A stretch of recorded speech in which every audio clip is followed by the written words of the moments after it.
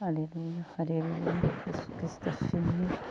Ndabasuhuje bene data abakristo b'itorero Irayono Mountain Church mu Rwanda, inshuti zanjye z'umwihariko. Yesu Kristo ashimwe. Iki gitondo nabasuhuzaga kandi ndavuze ngo ufatanye nanjye guhereza Imana icyubahiro. Dushimira Imana izinze ijoro ikazingura amanywa, dushimira Imana ibaye mu ruhande rwacu. Iri joro ntabwo byari byoroshye kuri wowe, ndetse wari urwaye cyangwa se wari ufite n'ikindi kibazo, ariko Imana ibanye nawe, riratambutse. Imana nishimwe. Rero iki gitondo ni igitondo cy'umugisha, ni igitondo kitazongera kubaho ukundi. Niyo mpamvu njya nkubwira ngo byuka upfukama imbere y'Imana yawe, uyiramburire umutima wawe n'amaboko yawe, ubwira Imana turakoze Mana. Fatanya nanjye guhereza Imana icyubahiro. Imana ni yera, irera, irera. Imana ishimwe. Haleluya.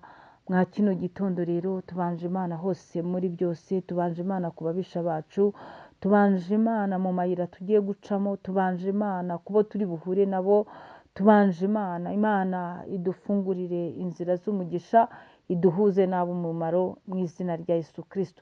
Ndakwinginze mwene data, nawe wongere urebe kugira neza kw'Imana ku buzima bwawe, ubwire Imana ngo ngera ungarukeho, ugaruke ku banjye no ku byanjye.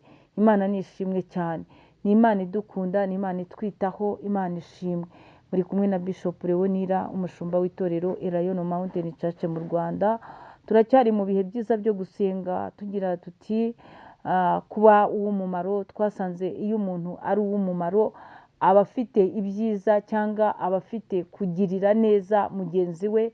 Kuba wagirira neza umuntu udafite icyo umuca, ukavuga uti reka mugirire neza, ugakoresha imbaraga zawe, ugakoresha ururimi rwawe ukabwira umuntu neza, ukamubwira amagambo yururutse umutima. Imana ishimwe. Ukamubwira amagambo amukundisha Imana. Imana ishimwe. Hari igihe umuntu aba ari nyakamwe, akaba akeneye umuntu umwe mu buzima, yajya abwira utwe twose akumva araruhutse, ariko yareba abantu benshi agasanga barasa naho bamuhanda, bakamushisha, akavuga ati uyu muntu umubwiye yansubiza ijambo ribi.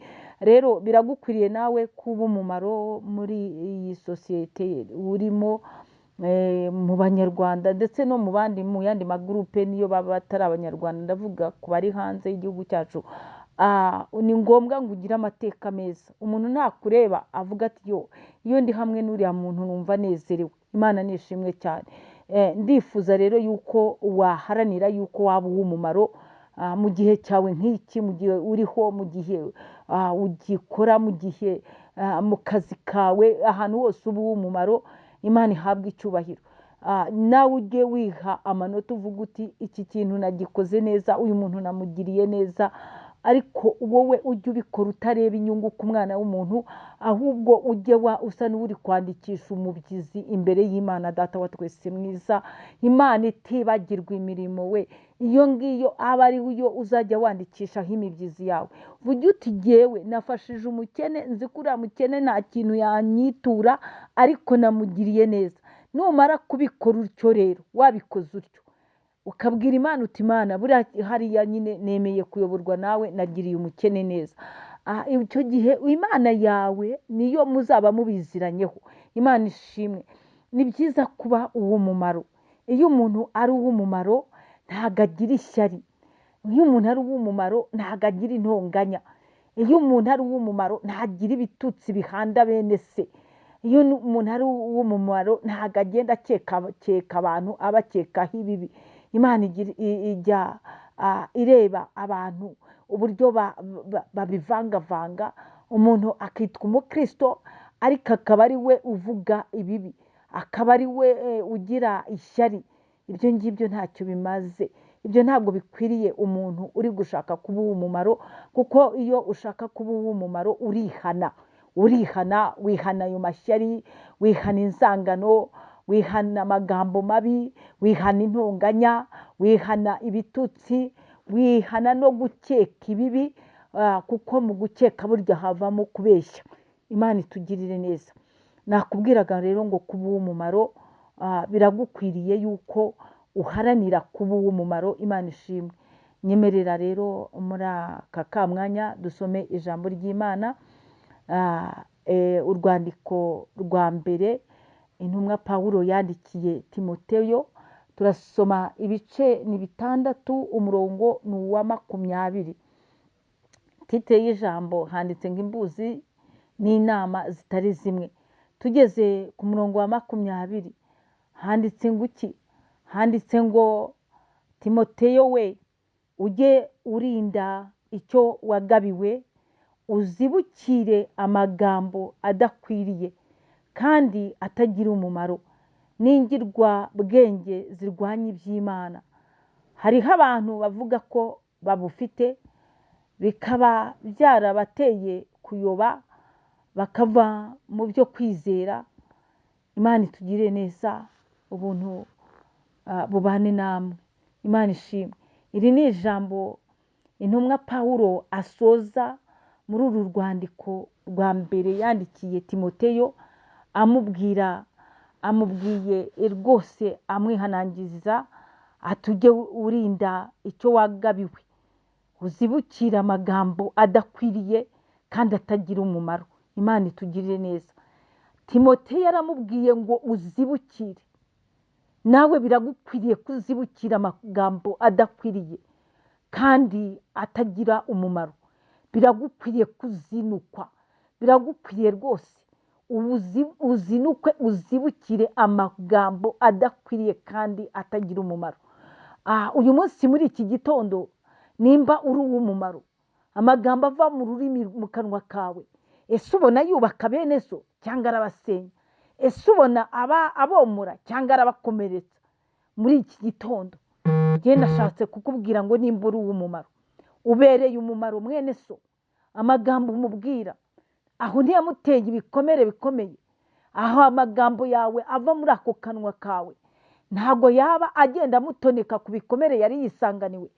Amagambo yawe, Pawulo abwiye neza Timoteyo, aramubwira ngo Timoteyo we, uyu munsi ni wowe uri kubwirwa muri iki gitondo. Aramubwiye ngo ujye urinda icyo wagabiwe, uzibukire amagambo adakwiriye. Icyo yagabiwe ni agakiza, icyo yagabiwe ni ukuba umukristo, icyo yagabiwe ni ukumurikirwa n'Imana ikamukura mu mwijima, icyo yagabiwe ni ukwitwa umwana w'Imana. Ngo ujye urinda icyo wagabiwe. Mwene data mu Kristo, wowe wabatijwe, ariko uyu munsi nyemerera nkubaze, ese urinda icyo wagabiwe? Urinda agakiza kawe? Mu myitwarire y'ibyo uvuga harimo kwirinda kuri urwo rurimi rwawe. Uko uganira na bene so, uko uvugana na bene so, harimo kwirinda. Ijambo riravuze ngo yewe Timoteyo we, ni wowe mbwira muri iki gitondo, ni wowe ndi kubwira ngo yewe ujye urinda icyo wagabiwe, uzibukire amagambo adakwiriye kandi atagira umumaro. Imana itugire neza. Amagambo yawe urabona afite uwuhe mumaro mu muryango wawe?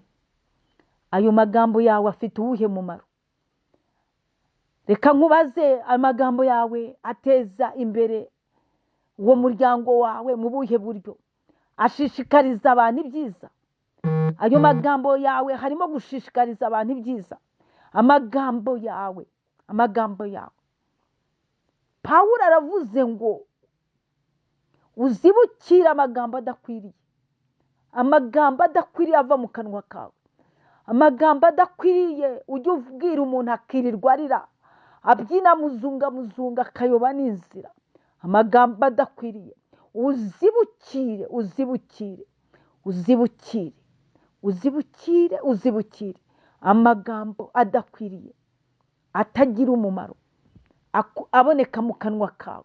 Iki gitondo ijambo ry'Imana ryururutse rikubwira ngo niba ushaka kuba uw'umumaro, niba ushaka kuba uw'umumaro, amagambo yawe uyakontorore, uzibukire amagambo adakwiriye kandi atagira umumaro, amagambo adafite icyo amariye bene so, amagambo adafite icyo amariye imfubyi, amagambo adafite icyo amariye abapfakazi, amagambo adafite icyo amariye indushyi, amagambo adafite icyo amariye abanyamubabaro, ayo magambo yo kubakomeretsa no kubanyega no kubakina ku mubyimba uyazibukire, kuko Uwiteka Imana Nyiringabo yabahorera nawe ikakuriza, yabahorera ikaguhombanya. Imana itugirire neza idusange. Muri iki gitondo nakubwiraga ngo yewe uzibukire amagambo adakwiriye kandi atagira umumaro. Niba ushaka kuba uw'umumaro, ahubwo unyemerere ugendere mu ijambo ry'Imana. Imana itugirire neza. Shalom shalom. Muhaye muronke mugendane n'Imana. Imana ibanezeze cyane cyane. Ndabakunda. Ineza yawe ku mwana w'umuntu, ineza yawe